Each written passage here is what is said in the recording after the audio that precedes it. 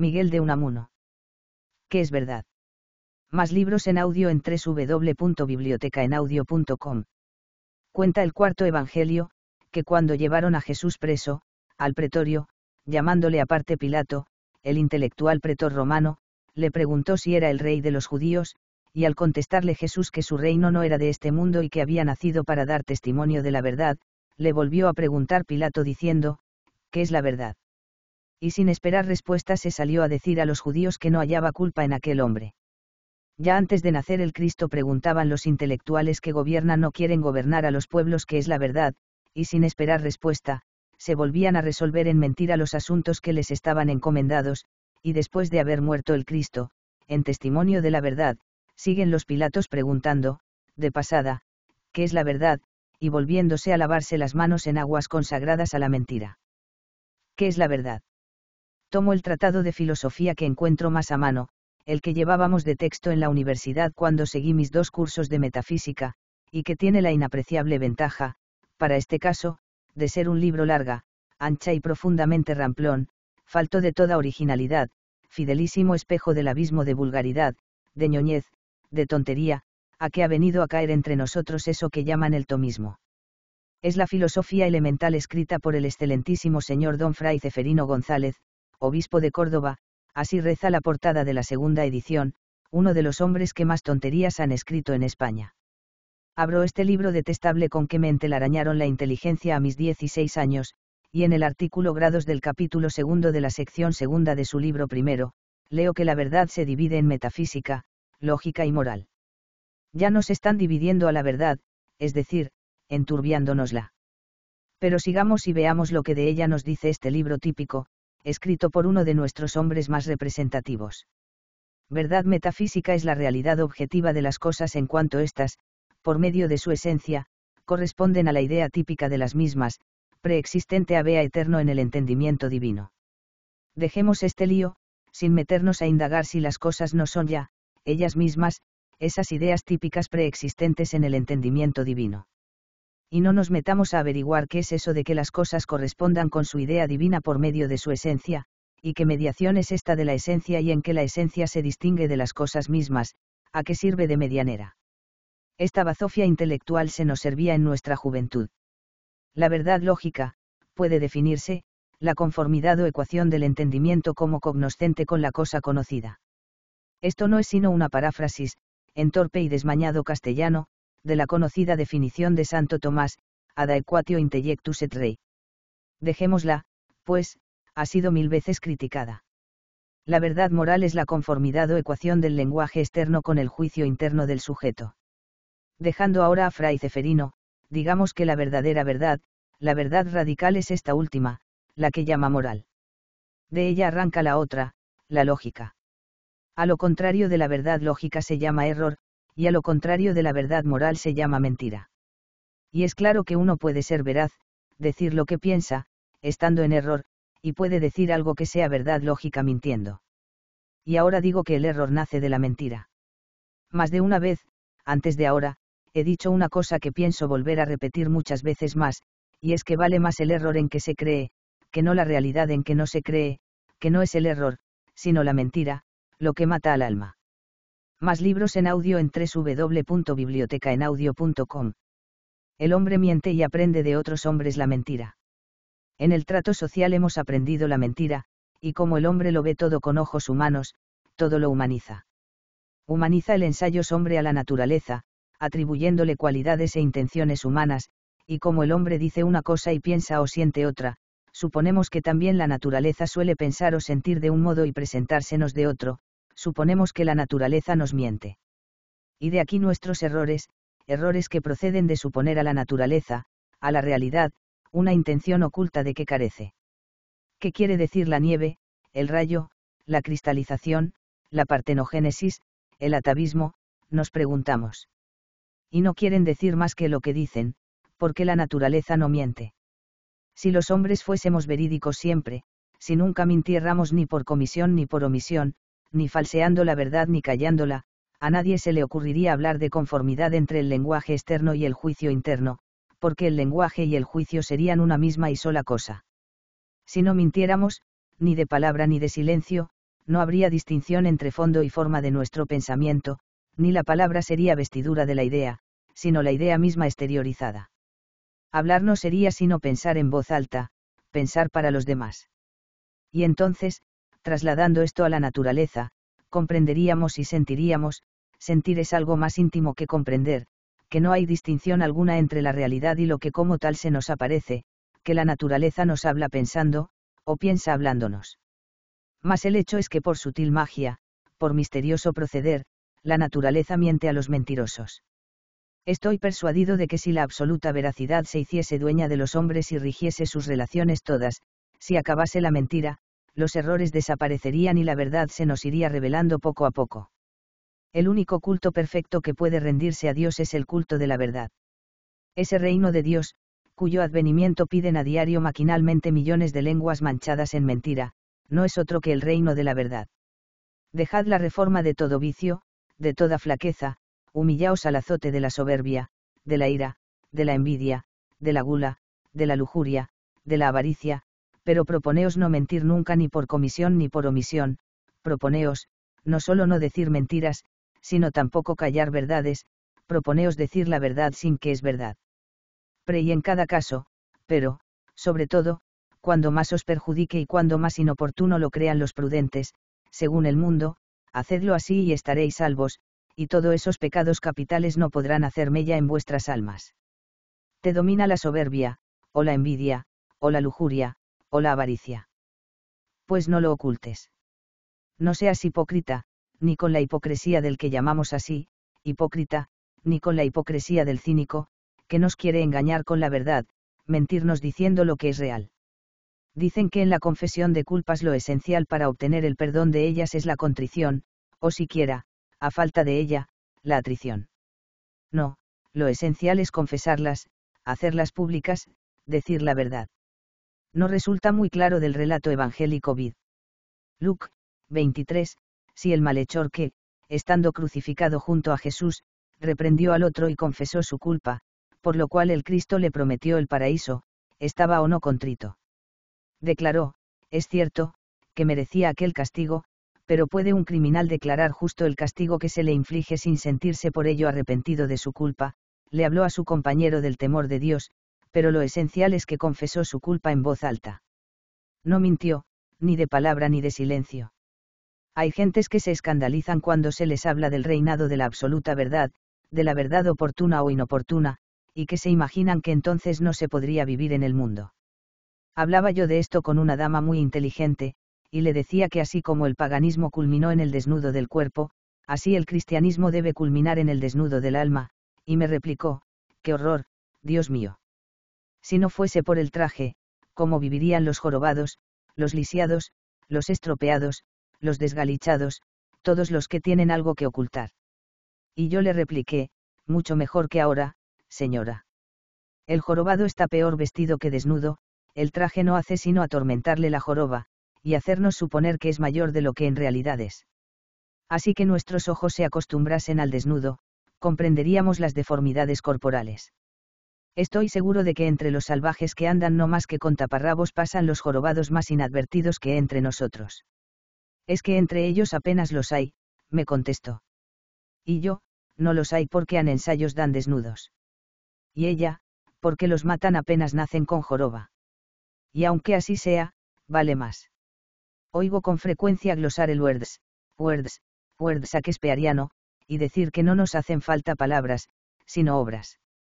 Y esto lo dicen gentes que se llaman cristianas, y que debían saber que, según el cuarto evangelio, en el principio era la palabra, y la palabra era hacia Dios, y Dios era la palabra, y que todas las cosas fueron hechas por la palabra, y sin ella no se hizo nada de lo que hecho está, y en ella, en la palabra, estaba la vida, y la vida era la luz de los hombres Juan, y eso lo dicen gentes que se dicen cristianas y que debían saber que cuando Jesús, en casa de Simón el fariseo, perdonó a la pecadora, no ejecutó acción alguna, ni simbólica ni no simbólica, no hizo gesto alguno con la mano en el aire, ni le tocó siquiera con la mano como tocó al leproso al decirle, quiero, sé limpio, Mat. 8, sino que le dijo sencillamente, los pecados te son perdonados, tu fe te ha salvado, ve en paz, Luc. 7. Le limpió de su pecado con su palabra, no más que con su palabra. Y dicen también los evangelios que echaba a los demonios de los hombres con la palabra Mat, 8. Y es la palabra que nos hace falta, la que eche a los demonios. Jesús no bautizó, no confirmó, no celebró misa, no casó, no ungió moribundos, sino que administró siempre el santo sacramento de la palabra. Y es que la palabra, cuando es palabra verdadera, cuando es palabra de verdad, y la suya, la de Jesús, era la palabra de verdad absoluta, hasta el punto de que era en la encarnación de su palabra, la palabra, cuando es palabra de verdad, es la fuerza creadora que eleva al hombre sobre la naturaleza inhumana y bruta. El hombre es hombre por la palabra. Nada de palabras, hechos hechos. Gritan los esclavos de la mentira, sin advertir que eso que llaman hechos no suelen ser sino palabras, y que la palabra es el hecho más fecundo. Llaman un hecho a una ley gacetada, y que es una ley gacetada sino una palabra escrita. Hay otro pasaje evangélico de que resalta todo el poder cristiano de la palabra. Y es que cuando iba Jesús a curar al sir, que es verdad, Viou del centurión le envió este recado diciéndole que no se incomodase, pues no era digno de recibirle bajo el techo de su casa, sino que dijera una palabra y el siervo quedaría sano, porque él, el centurión, hombre de autoridad, decía a un soldado ven, y el soldado venía, decíale vete, y se iba. Oyendo Jesús lo cual se maravilló, y volviéndose a los que le seguían les dijo, os digo que ni aun en Israel he hallado tanta fe. Luc. 7. Y la fe del centurión, la fe por la cual consiguió la cura de su siervo, era la fe en la palabra, esta fe que está casi extinguida en Israel. Palabras, palabras, palabras. ¿Y qué más quisiéramos que palabras, si fuesen palabras de verdad oportuna o inoportuna? ¿Qué más quisiéramos que palabras, si esas palabras fuesen el pensamiento mismo del que las pronuncia, sea o no conforme a realidad ese pensamiento? Más de una vez ha resonado en el salón de sesiones de nuestro Parlamento, en esa catedral de la mentira, esta apestosa blasfemia, eso no puede decirse aquí, o esta otra, eso no puede oírse con calma. Y lo único que no debe decirse, ni allí ni en ninguna parte, es la mentira, y es la mentira lo único que no debe oírse con calma. Todo lo demás hay que decirlo allí y en todas partes, y allí y en todas partes oírlo con calma, y cuando es un error, una equivocación, replicarlo y rectificarlo también con calma. Hoy mismo, de diciembre, acabo de leer en la reseña que un diario hace de la sesión del Congreso, de anteayer, que al decir un diputado republicano que él y sus compañeros no eran católicos, se oyeron rumores, esos estúpidos rumores inarticulados que son la manera de expresarse las muchedumbres inconscientes. Y los más de los rumoreantes o rumorosos tampoco eran católicos, por la sencilla razón de que no lo son los más de nuestros diputados, incluyendo a los profesionales del catolicismo. Porque estos podrán aparecer católicos en cuanto diputados, mas siempre cabe dudar de que lo sean en cuanto hombres. Hay muchos que no lo son sino en cuanto empleados, o periodistas, o criados, o hijos, o maridos, o padres. Periódico hay que se dice católico cuando le aprietan, y en que no hay un solo redactor que lo sea. Ensayos, aunque en rigor en España ser católico apenas quiere decir hoy otra cosa, para la gran mayoría, sino simplemente el no ser otra cosa. Es católico el que, habiendo sido bautizado, no abjura públicamente del que se supone, por ficción social, ser su credo, y no piensa en él ni poco ni mucho, ni para profesarlo ni para desecharlo y cobrar otro, o por lo menos buscarlo. Y en este horrible fangal de mentira y de cobardía se oye de vez en cuando, hechos. Hechos. Hechos. Nada de palabras. Y el hecho supremo, el gran hecho, el hecho fecundo, el hecho redentor, sería que cada cual dijese su verdad. Sin más que eso, estábamos al otro lado de la sima que se nos abre ante los pies. Y todavía hay miserables que, no atreviéndose a defender la mentira, la hedionda mentira, tratan de hacerla pasar por ilusión y nos hablan del poder de esta y del alivio que se procura uno tratando de engañarse a sabiendas. No, el arte es lo que más lejos está de la mentira, y la mentira es lo más profundamente antiestético que existe. No, la mentira no es consuelo nunca, y la ilusión consoladora no es mentira. Hay una frase horrible que se atribuye a Voltaire, y es aquella de que, si Dios no existiera, habría que inventarlo. Ese Dios así inventado, para engañarse o engañar a las gentes, no sería, no ya un no Dios, sino un antidios, un demonio absoluto. Ese es el único demonio que existe, el Dios inventado por los que en lo íntimo de su corazón no creen en él. ¿Y qué es creer en Dios? Preguntarán aquí los Pilatos. Y dejándome de la fe lógica, paralela a la verdad llamada lógica, y ateniéndome a la fe moral correspondiente a la verdad moral, les diré que creer en Dios es querer que Dios exista, anhelarlo con toda el alma. El que no pudiendo concebir con la inteligencia la esencia de Dios, considerando su idea una hipótesis que nada explica, y puros sofismas los que llaman pruebas de su existencia, desea, sin embargo, en su corazón que Dios exista y se acomoda a una conducta para con él, dando personalidad al ideal supremo, cree en Dios mucho más que aquel que es verdad.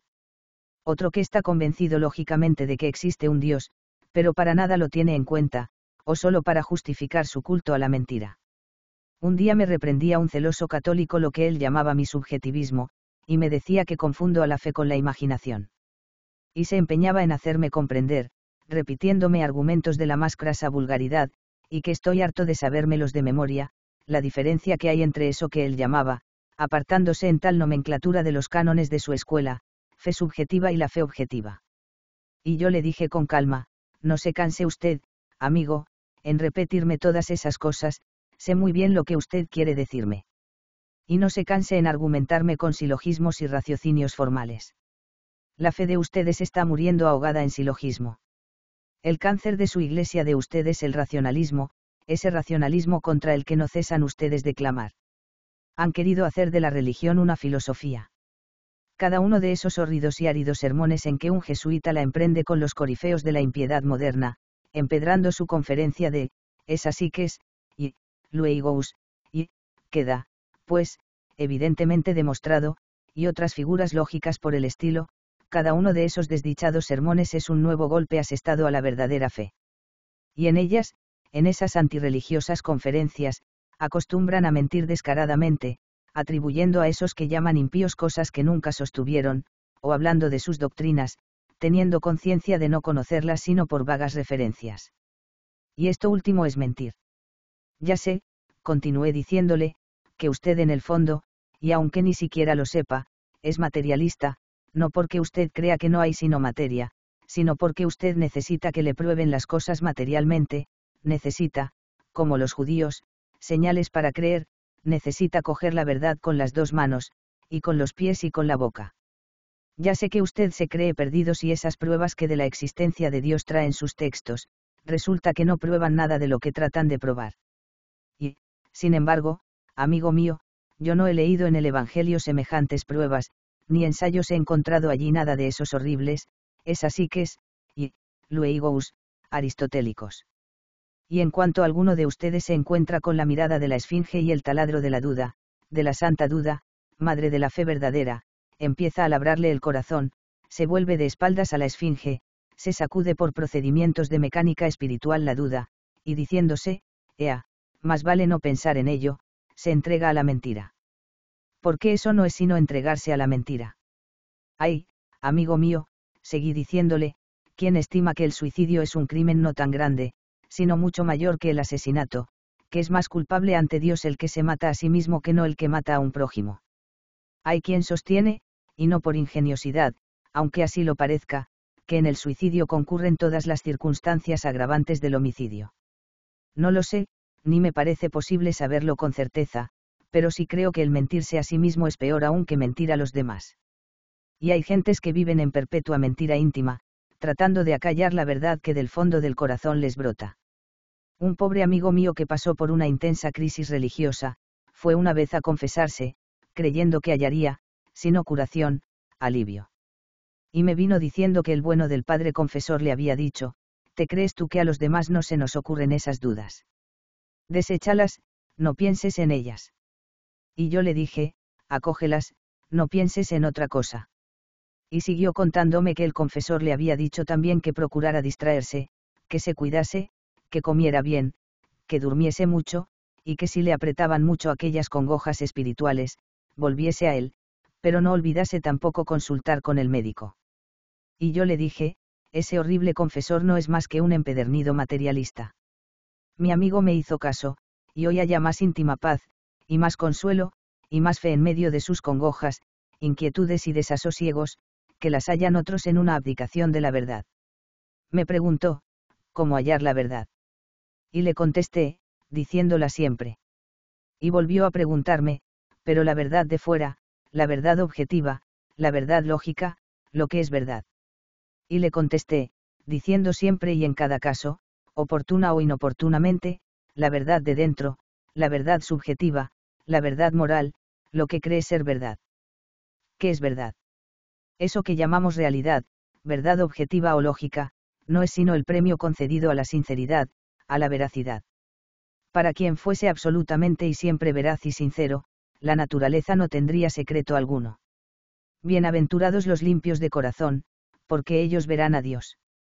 Y la limpieza de corazón es la veracidad, y la verdad es Dios. Se ha dicho miles de veces que la mayor parte de las discusiones son discusiones por palabras, y que a las veces combaten los hombres por una misma causa, a la que dan diferentes nombres los diferentes luchadores. Y el hecho es más bien que las discusiones suelen ser discusiones de mentiras, y que por ellas combaten los hombres. En vez de decir, yo quiero esto, y lo quiero porque lo quiero, sin saber por qué lo quiero, o si lo sabe, decir con verdad por qué lo quiere, inventa el hombre una mentira para justificar su deseo, y pelea por su mentira. Y en los más de los casos no habría pelea si hubiera verdad. Hay gentes que dicen pelear no por el hecho, sino por el derecho, no por el huevo, sino por el fuero. Si quedara el huevo del hecho escueto y claro, no haría falta el fuero de derecho. Si uno me dice, te quito esto porque me pertenece a mí en virtud de que me lo diste o me lo prometiste o me lo quitaste, defenderé lo que creo mío, y llegaré a luchar con mi adversario, gritando, no te lo di, o, no te lo prometí, o, no te lo quité. Pero si me dice pura y sencillamente, te quito esto porque lo quiero para mí y tengo más fuerza que tú, me volveré a los demás, y diciéndoles, este hombre puede más que yo, y porque puede más que yo me quita esto que es mío, le dejaré que me lo quite. Y no sirve decir que el hombre es torpemente egoísta y que defiende lo suyo con justicia o sin ella. No, el sentimiento de la justicia y el de la verdad tienen más hondas raíces que el del interés y el de la mentira. Abrigo la fe de que todos, absolutamente todos los males que creemos son la causa de nuestras miserias, el egoísmo, el deseo de prepotencia, el ansia de gloria, el desprecio hacia los demás, todos desaparecerían si fuéramos veraces. Si el que parece desensayos preciar a sus prójimos no recelara su desprecio y lo envolviera y lo falsificara, acabaríamos por ver todos, y entre todos el mismo, que era un contrasentido tal desprecio y que al despreciar a los demás se despreciaba a sí mismo. Considero que entre los ciudadanos más útiles a su patria y a sus semejantes todos, entre los más fecundos en bienes, están esos a los que se llama soberbios, que no ocultan la creencia en su propia superioridad y a quienes se les oye quejarse, en una u otra forma, cuando sus compatriotas no hacen de ellos el aprecio que ellos creen merecer. Una cosa es si un hombre cualquiera merece ese aprecio distintivo de que estos sujetos a que aludo se creen merecedores y si hay nunca tales superiores, y otra muy distinta el que haya quienes se encuentren en ese caso y no lo oculten hipócritamente. Podrán estar equivocados, pero no mienten. Cuando, siendo yo congregante de la congregación de San Luis Gonzaga, a mis 14 años, oí leer una vez, en la vida del santo, que por haber sustraído un poquito de pólvora a los soldados de su padre para cargar con ella un cañoncito de juguete que tenía y por haber repetido, sin entenderla, cierta blasfemia que oyó a esos mismos soldados, se creía el más pecador de los hombres. Este rasgo, lejos de edificarme, lo recuerdo bien, me desedificó, porque no pudiendo yo creer que hubiese quien por eso se creyera el más pecador, me pareció todo ello mentirse a sí mismo por darse importancia de pecador. Cierto es que nunca logró conmoverme, ni en los días de mi más fervoroso catolicismo juvenil, ese jesuita santo profesional, que parece, tal como nos le presentan, me complazco en creer que sería muy de otro modo, un muñeco construido sobre los planos del perfecto modelo de la juventud jesuítica, del gran disán de la gazmoñería. Y no me extraña que un hombre tan serio, de espíritu tan sincero y tan hondamente religioso como Guillermo James, después de haber tratado de San Luis Gonzaga en su libro sobre las variedades de la experiencia religiosa de Baraiatis of Religious Experience, by William James, agregue que cuando la inteligencia, como en Luis, no es originalmente más grande que la cabeza de un alfiler no la Aryardana Pinshead y abriga ideas de Dios de una pequeñez correspondiente, el re que es verdad. Sultado, no obstante el heroísmo ejercitado, es en conjunto repulsivo. Y ya me parece estar oyendo a algún devoto del santo, eso no puede decirse. Eso no puede oírse con calma. Y, sin embargo, eso, cuando se dice, como lo dice James y lo digo yo, sin ánimo de ofender a nadie, sino con ánimo de decir la verdad, debe decirse y deben oírlo con calma cuantos aman la verdad, créanlo o no exacto. Es realmente repugnante eso que se oye a menudo cuando alguien serenamente, sin querer molestar ni herir a ninguno de sus prójimos, enuncia un parecer suyo que está en desacuerdo con el parecer del que le oye, y éste exclama, está usted hiriendo mis sentimientos. En cambio ocurre a otros, a mí por lo menos, que quien hiere mi sentimiento de amor a la verdad es el que viene a querer corroborarme en lo que pienso sin pensar él como yo. Ahí tenéis un sacerdote de la Iglesia que se dice única depositaria de la verdad cristiana, no tolera que delante de él se enuncien ciertas proposiciones heréticas, y si es en público, exclama que se está hiriendo sus sentimientos religiosos. Y a este mismo sacerdote le llaman a confesar a un incrédulo moribundo, y cuando él llega, el incrédulo ni ve, ni oye, ni entiende, o si ve, oye y entiende rehúsa confesarse, o si se confiesa, declara sus pecados, los que él tuvo por tales, pero no dice nada de su credo y su fe o declara que no son ni el credo ni la fe de la Iglesia, y el sacerdote, cuyos sentimientos religiosos se sienten heridos, diciendo serenamente la verdad, le absuelve, y luego se le hace un funeral y se le entierra en sagrado y se dice que murió en el seno de la Iglesia, añadiendo, si a última hora estos impíos, cuando ven la mala. Y esta horrenda mentira de las conversiones de última hora, medra y se propaga que es una maldición. Si solo se dijese la verdad, no se podría vivir. ¿Quién ha dicho esta blasfemia? ¿Quién es el menguado que sostiene y propala que quien se proponga ser verídico siempre se estrellará? ¿Qué es vivir? ¿Qué es estrellarse? Ensayos en todos los órdenes, la muerte es la mentira, y la verdad es la vida. Y si la verdad nos llevara a morir, vale más morir por verdad, morir de vida, que no vivir de mentira, vivir muriendo. En el orden más íntimo, en el orden más entrañable, en el orden religioso, toda la miseria de esta pobre España, enfangada en toda clase de mentiras, es que se perpetúa una mentira, la mentira de que España sea católica. No, la España consciente, la de las clases dirigentes, la España de los que piensan y gobiernan, no es católica. No son católicos en su mayoría los que, haciendo pública confesión de serlo, escalan los altos puestos. Y mientras esa mentira no se borre, España no acabará de ser cristiana. Esos rumores de los diputados rumorosos o rumoreantes, que estallan cuando otro diputado confiesa sencillamente que no comulga en la Iglesia oficial, esos rumores deben guardarse para cuando un diputado, un ministro, de quienes les consta que apenas cree ni en Dios ni en el diablo, salga haciendo pública confesión de ser sincero católico, cosa que sucede a menudo. Esos rumores deben quedar para cuando cualquier santón de la mentira parlamentaria, al hablar contra eso que llaman clericalismo, se crea obligado a hacer reservas, y para que no se le tome por anticatólico, siendo sencillamente no católico, agregar que él es hijo sumiso de la Iglesia. Y no son en España católicos ni aun muchos de los que creen serlo y oyen misa todos los domingos y fiestas de guardar, comulgan una vez al año y comen de viernes por Cuaresma, porque los tales vuelven la espalda a la mirada de la esfinge y no quieren pensar en el que dicen ser su credo. El contentarse con la fe llamada implícita, a conciencia de que lo es y de que hay otra explícita, el atenerse al, creo lo que cree y enseña la Santa Madre Iglesia, apartándose de examinar lo que la Iglesia enseña y cree, por flojera o más bien por temor de ver que no hay tal fe, eso es la más grande de las mentiras. Es que no todos podemos ser teólogos, me contestó un amigo a quien le dije esto. Y yo le repliqué, los teólogos matan la fe. Y sobre todo, en medicina puede curarme la ciencia de mi médico, aunque yo no sepa ni hacia dónde me cae el hígado, que es verdad. Pero en religión no puede salvarme la fe de mi confesor. En la vida del espíritu solo mi verdad me salva, y mi verdad no es la verdad que desconozco, aunque sea esta la verdad de los demás.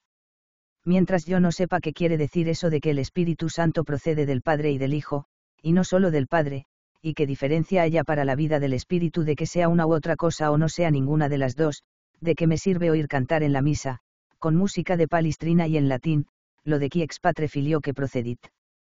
Lo que estorba daña, y estorba en el alma toda hierba que no da fruto, toda maleza infecunda, toda idea, o mejor, toda frase, que no responde a sentimiento alguno, toda palabra que no evoca un concepto caliente y luminoso. Tú que dices ser hijo sumiso y fiel de la Iglesia Católica y creer todo lo que ella cree y enseña, qué cosas que hoy haces no harías, o qué cosas que no haces hoy harías, si creyeras que el Espíritu Santo procede solamente del Padre y no del Padre y del Hijo, o si creyeras que no procede de ninguno de los dos.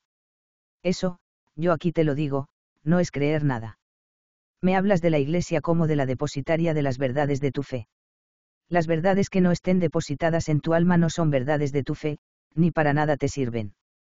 Tu fe es lo que tú crees teniendo conciencia de ello, y no lo que cree tu Iglesia. Y tu Iglesia misma no puede creer nada, porque no tiene conciencia personal. Es una institución social, no una fusión de almas. Y bien, en resumen, ¿qué es verdad? Verdad es lo que se cree de todo corazón y con toda el alma. ¿Y qué es creer algo de todo corazón y con toda el alma? Obrar conforme a ello. Para obtener la verdad lo primero es creer en ella, en la verdad, con todo el corazón y toda el alma, y creer en la verdad con todo el corazón y toda el alma es decir lo que se cree ser verdad siempre y en todo caso, pero muy en especial cuando más inoportuno parezca decirlo. Y la palabra es obra, la obra más íntima, la más creadora, la más divina de las obras. Cuando la palabra es palabra de verdad. Ensayos bienaventurados los limpios de corazón, porque ellos verán a Dios. Decid vuestra verdad siempre, y Dios os dirá la suya. Y veréis a Dios y moriréis. Porque dicen también las Escrituras que quien ve a Dios se muere. Y es lo mejor que puede hacerse en un mundo de mentira, morirse de ver la verdad. Más libros en audio en www.bibliotecaenaudio.com. Fin.